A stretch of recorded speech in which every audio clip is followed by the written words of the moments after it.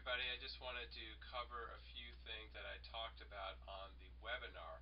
I don't know if this is going to be much new information, but again, I want to remind most of you, I think, or at least some of you, of some of the things that I'm still seeing a little bit of, and I'm hoping that you can use this for a way to improve on the next two speeches also, because a lot of it ties together, even though the previous assignment was a webinar.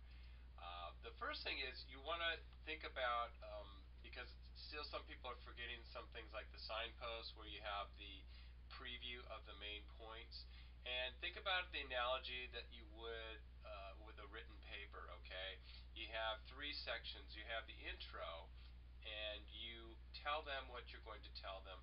In the body of it, you would tell them, in other words, you list the main points, and then you also recap or tell them what you told them. And that philosophy or that model applies exactly the same way to an oral speech, so you want to make sure you follow that, because again, what it is you want to create sort of a roadmap or an outline, a guide for the audience to follow. So that way, for me as the instructor or anybody watching a webinar, listening to a webinar, watching a speech, they should be able to know exactly where you are in the process, whether you're in the beginning, the middle, of or the end.